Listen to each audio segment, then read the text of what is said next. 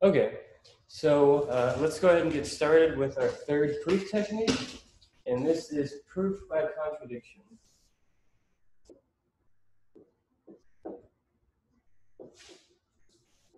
So, contradiction.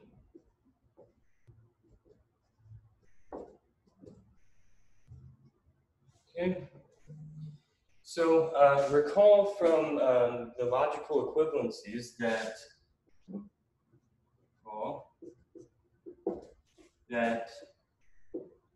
if P then Q is logically equivalent to not P or Q.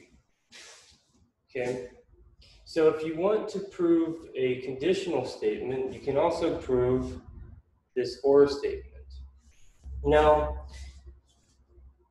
also recall that a contradiction is a proposition that is always false, right? So in proof by contradiction, what we want to show, with proof by contradiction,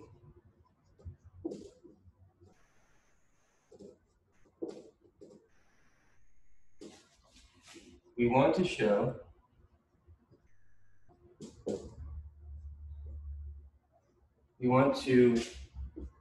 prove if P then Q by showing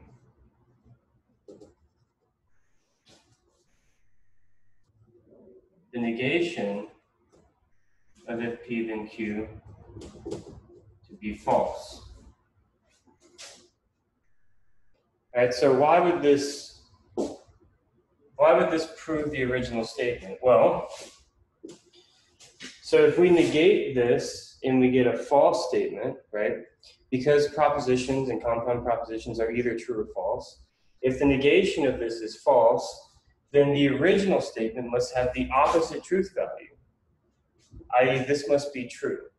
So if we can show the negation of the statement to be false, then the original statement must be true. Right? So this is why it's called proof by contradiction. We're showing that the negation is a contradiction. So let's kind of focus in on this for a second. Well, if we look at the negation of if P then Q, well, what kind of statement is that? Well, we know this logical equivalence here. I think in my previous lectures I called this the star law. So if we want to show the negation of this to be false, well, this is the same thing as showing the negation of not P or Q. Okay? So this is by that star logical equivalence. Okay, and then here we see the negation of an or.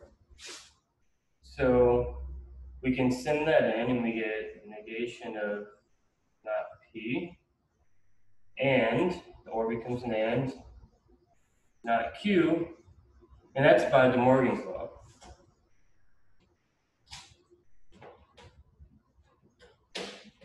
Okay? So, then we can use double negation.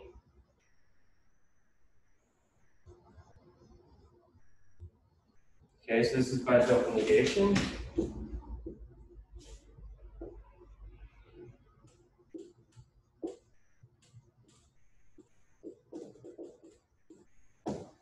Okay, so another way of saying this here, showing the negation of the condition to be false, we could say, i.e., we want to show P and not Q to be false. So this is how we're going to do proof by contradiction. We're going to show this. Because if this is false, then the original conditional must be true. Again, recalling that every proposition is either true or false. And if the negation of the proposition is false, then the original must be true. So it's an indirect method. It's in a roundabout way of proving the conditional statement that you're considering. Okay? So I think this is best illustrated with an example. Okay, so let's go ahead and look at the example now.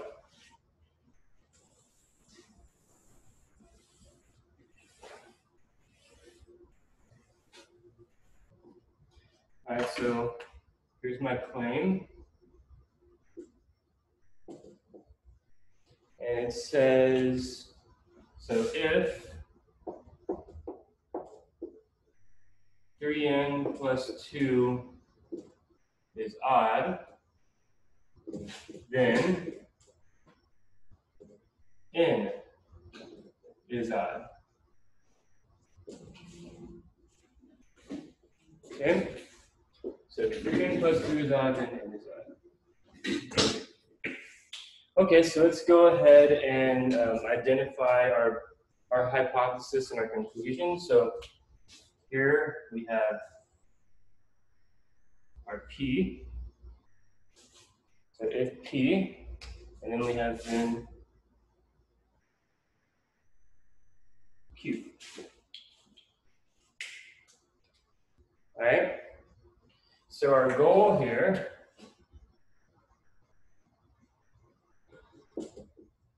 is to show P and not Q to be false. Again, this is the negation of if P then Q. So if this is false, then the original claim must be true. Okay? All right, and if you did a few examples of cases where this was odd, you would see that n was also odd. It would make sense that it's true, so then you would try to prove it. So you'd say, okay, here we're going to have our formal proof. And then, actually, I'm going to move this over a little bit. And then over here, we'll have our scratch word.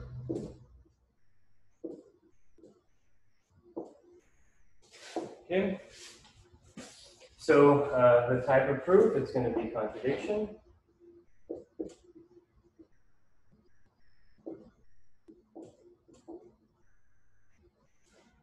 Okay.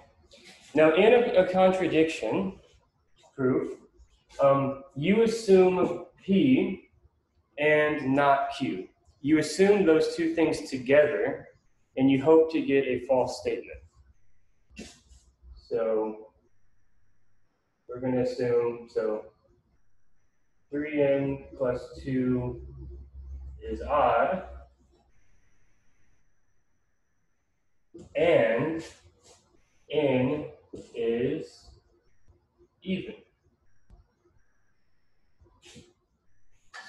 So here, this is like right here. That's why our hypothesis P. And then here, this is the negation of our conclusion Q. Okay? All right, so as before, as soon as you make an assumption, then you can have definitions to work with, right? In particular, we know that we can use the definition of this being odd, and we can use the definition of this being even. Okay, so 3n plus 2 is equal to twice some integer plus 1, and n is equal to twice some other integer, but it's even, so it's just twice some integer. So this is where k and l are integers. Okay. Now, what we're searching for is we're searching for something that cannot be true. Okay. So Let's go ahead and plug in what n is into this equation here and see if we get a fallacy or a contradiction. So 3n plus 2 is equal to 2k plus 1. But then, what can we say? 3 times 2l plus 2 is equal to 2k plus 1. And then I already see a problem, because here I see a factor of 2, right?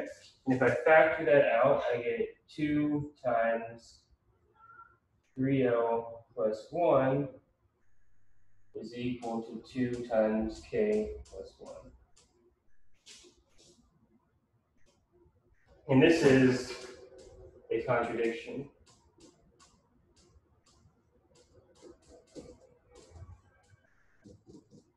That's a contradiction. And in my scratch work, I usually do that to say contradiction. Now, why is this a contradiction? Can someone tell me why this last equation here is a contradiction?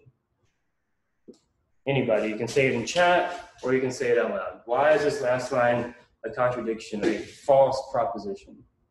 Always false. Does anyone see it?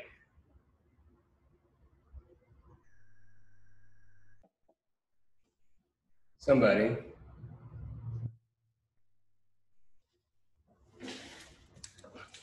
What type of number is this?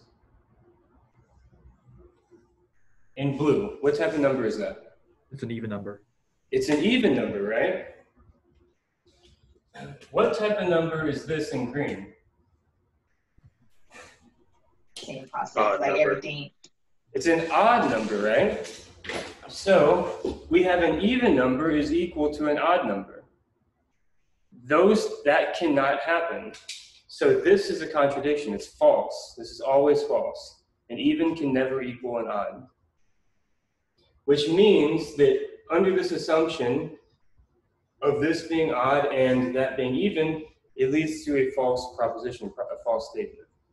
Which means what this tells us is that, so this right here, this last line tells us that P and not Q is false. Right? P and not Q. Well, that is like saying, as I showed on the last board that I erased, that's like saying the negation of if P then Q is false. Because these are the same thing, right? Now, if the negation of if P then Q is false, then what? The original statement, if P then Q, is true. If the negation is false, the original is true. So this is the scratch work for a proof by contradiction of this conditional statement. We've done this. That was the goal. So now let's write it up formally. Now, because this is an indirect method of proof, you need to always declare to the reader what type of proof you're doing at the very first sentence. So I like to say, so by way of contradiction,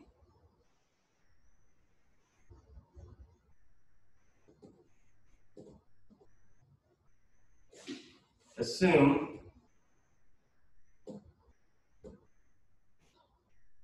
3n plus 2 is odd and n is even. So that lets the reader immediately know that we're doing a proof by contradiction, so they can check the conditional statement, they can look at the hypothesis and negate the conclusion and see that what we just said made sense. Okay? Okay, so now, what's the next step? What do we do? Someone say something. Explained algebra? Yeah. Before we can do anything algebraic, we need to what? So we've like knocked out this bullet point there. We're here. We need to use the definition to get information about that and that. So we'd say maybe like, then by definition, there exists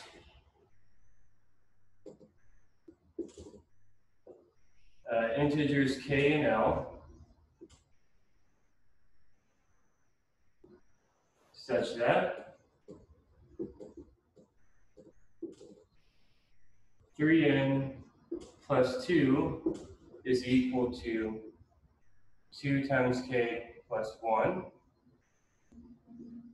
and n is equal to 2l. So we've made a declarative statement, and then we can use the definition on the declarative statement once we've used that. Now that we have some information about the structure of 3n plus 2 and n, we can, in this instance, use a little bit of algebra to reach the contradiction that we're looking for. So then we can say, maybe something like, it follows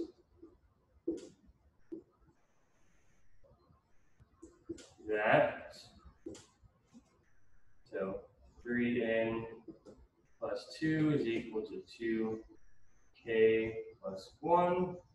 Now be very careful when you're writing these formulae. I'm very specific about this. Whenever I have an equation, a full equation jumping down, I use this little double arrow to indicate that this equation precedes the next equation.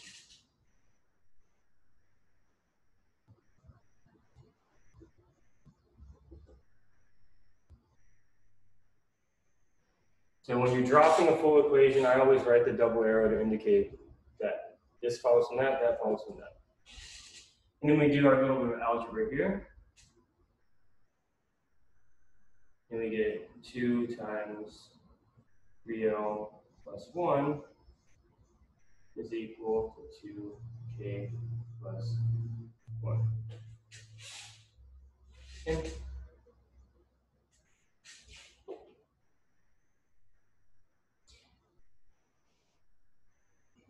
So now, to be very specific to the reader about what's going on, I'm going to introduce a number 1 that represents this line here. Okay, this last line is represented by 1. And you'll see why this is useful in the next sentence. So I need to state the contradiction that we have an odd is equal to an even. That can't happen. So since the left-hand side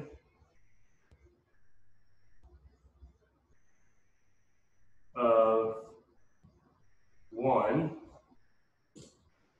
is even,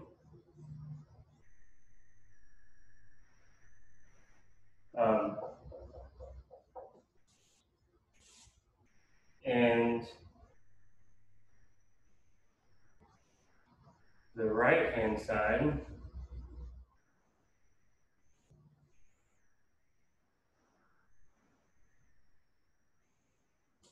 of 1 is odd, comma, we have a contradiction.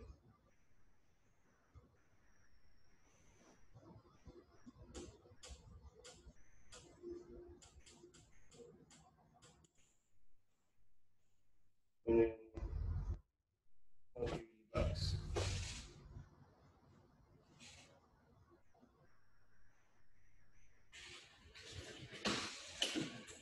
So that's where like labeling that equation becomes useful. Since the left-hand side of 1 is even, so you can look up to 1, see it's even, and the right-hand side of 1 is odd, we have a contradiction.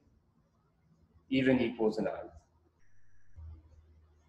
Okay. If I had a little bit more room, honestly, I would have said, note that 3L plus 1 is an integer, period. Like right before this sentence here, note 3L plus 1 is an integer, period. And then, so the left-hand side of 1 is even by definition, and the right-hand side of 1 is odd by definition, so we have a contradiction. Something like that. Okay?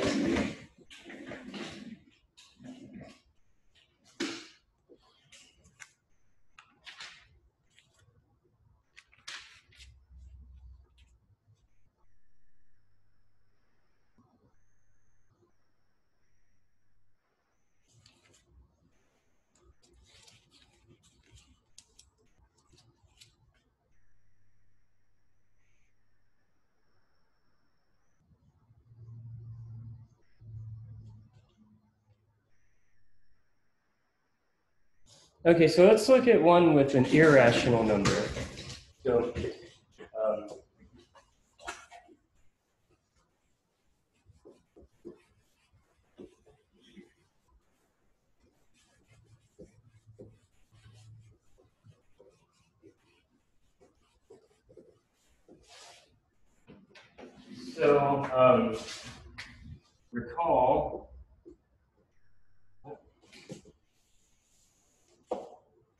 recall the set of rational numbers denoted by Q is the set of all A over B, such that A and B are integers, and B is not equal to 0. Okay? Let's recall that definition.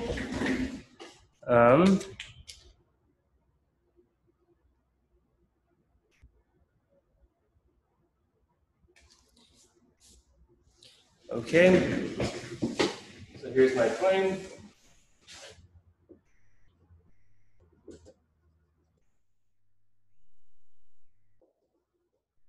The sum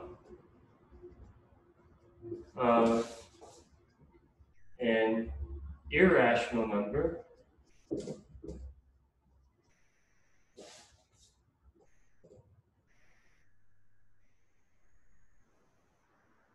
and a rational number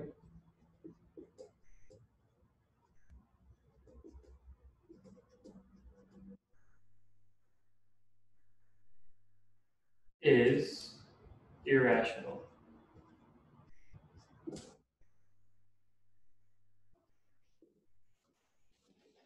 Okay, the sum of an irrational number and a rational number is irrational.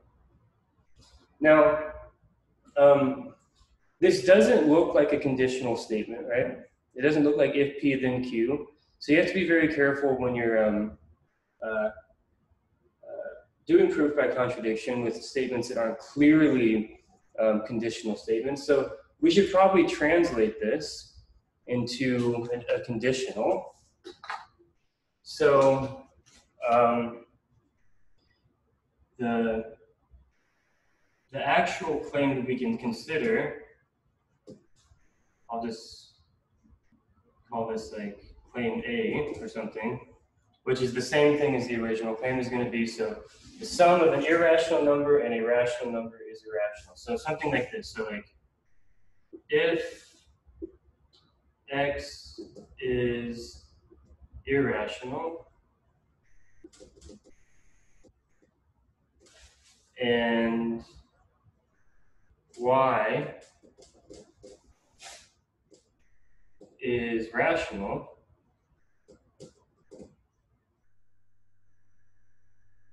then X plus Y is irrational.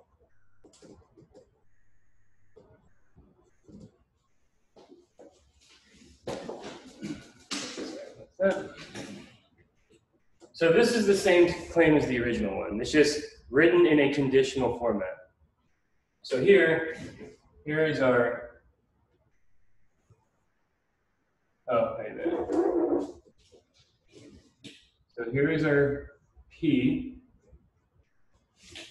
and then here is our Q. Right? So many times when you're considering proofs with irrational numbers, the best way to go is to use a proof by contradiction.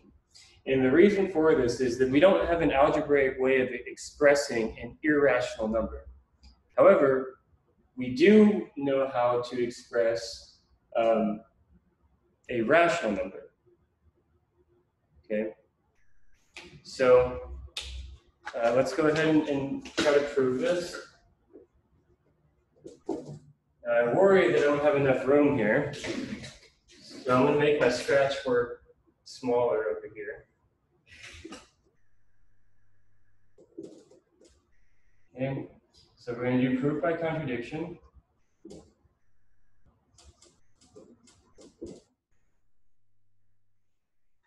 Okay. So what do we assume? We assume the hypothesis P and not the conclusion. So X is irrational.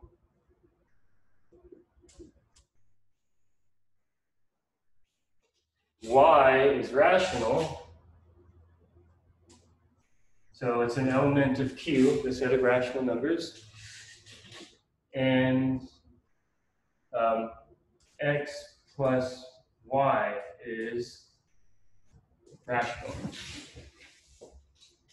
Right? So Q originally says that X plus Y is irrational, but we assume the negation of that, which means that it is indeed rational. Okay? Now, we have to use a definition.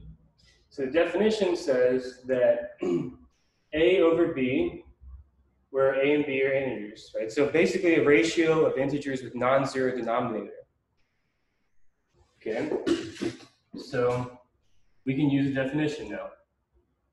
So we can't say anything about X, we just know that it's not a ratio, but Y and X plus Y are both ratios. So the Y will equal A over B, and X plus Y is equal to, I don't know, D over C.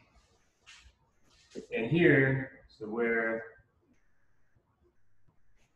A, B, C, and D are integers, and B not equal to 0 and C not equal to 0, something like that.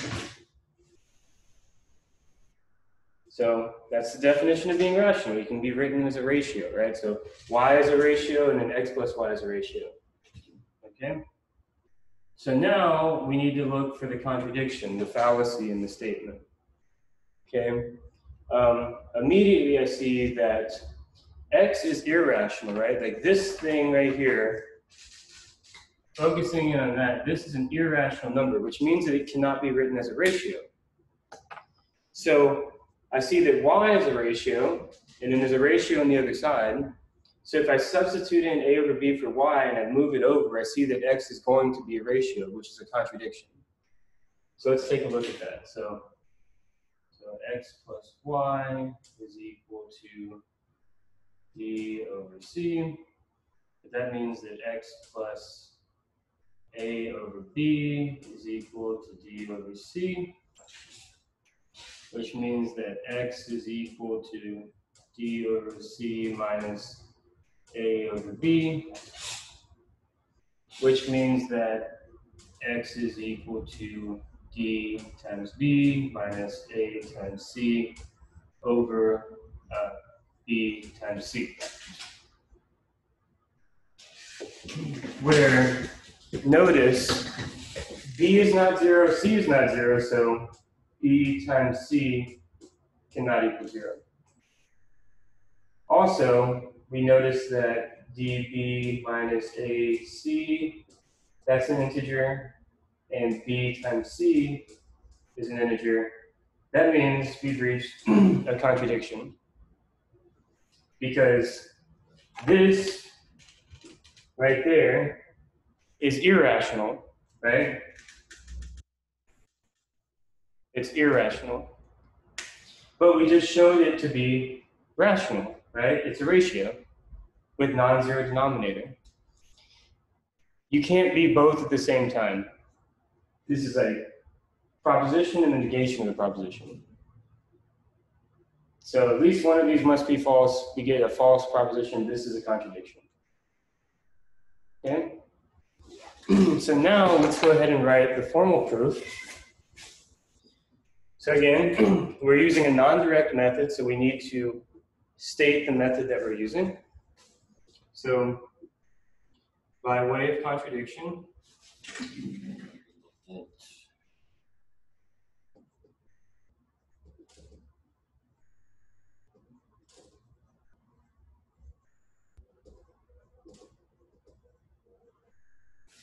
and then we just list out what we assume. We assume that, that, and that. Assume x is irrational.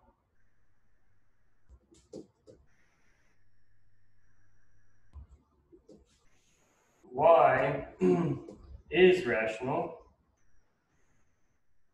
And x plus y is rational. Okay?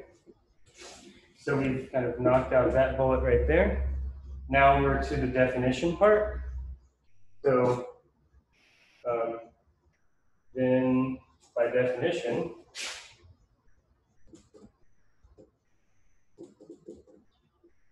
there exists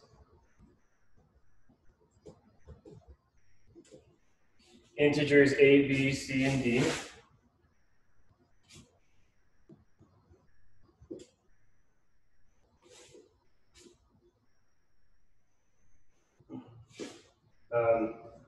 With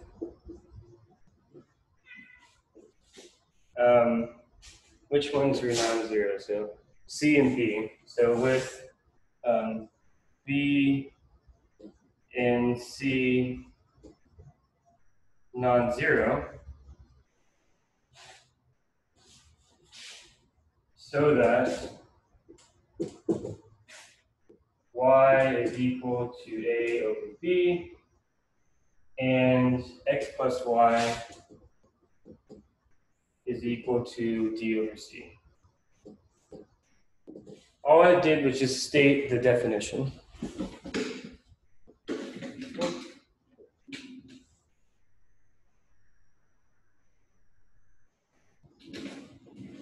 So hence, there's like one way to continue the proof.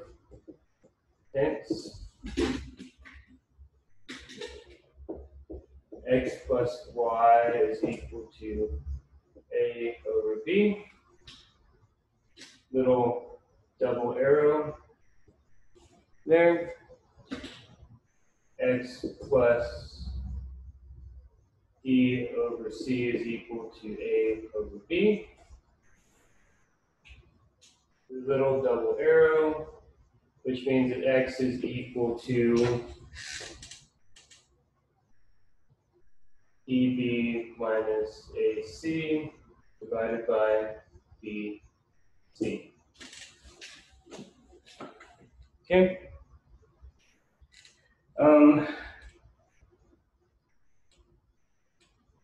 So now we just have to state the definition again. So we can say since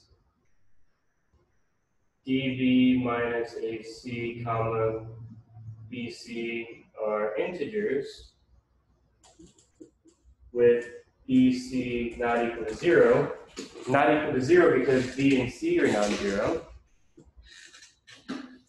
x is rational, comma, a contradiction.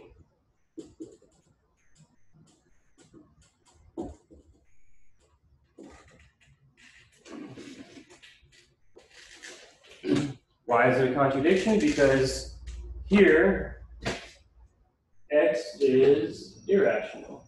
But here, x is rational. Both of those things cannot happen at the same time, so we've proven that to be a contradiction, which we've shown by doing this. We've shown the negation of this claim is false, which means this original claim must be true. This true is the same thing as the claim I asked you to prove. We're done. QED, finished.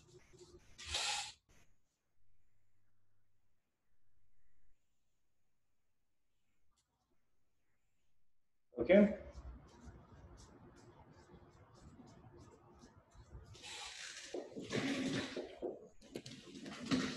Okay, so that'll be it for today's proof lecture. So for those of you in Math 2305, the next lecture that I post will be a programming lecture. For those that are in Math 2409, the next lecture I will post will be another more difficult proof lecture. Okay, so I plan on having exams for both of those courses next weekend. There'll be take-home exams that you write proofs and scan and then email to me. So the last day of class next week for all of my classes, I'll have a review video posted for the exams, where I'll go over questions for they will be very similar to what you'll see on the exam. We'll have both lectures next week, and then that should get us caught up enough to have the first exam. Okay. When are you posting the next lecture? The programming lecture? Yeah. I will probably post that on Friday. Okay. And what was I going to ask? You said something, you mentioned something about the exam. You're going to have a review. Yeah, we'll have a review lecture at the end of next week. So the last day of class next week. Okay. Okay. Thank you. All right. Everyone stay safe. And be checking Blackboard for any updates.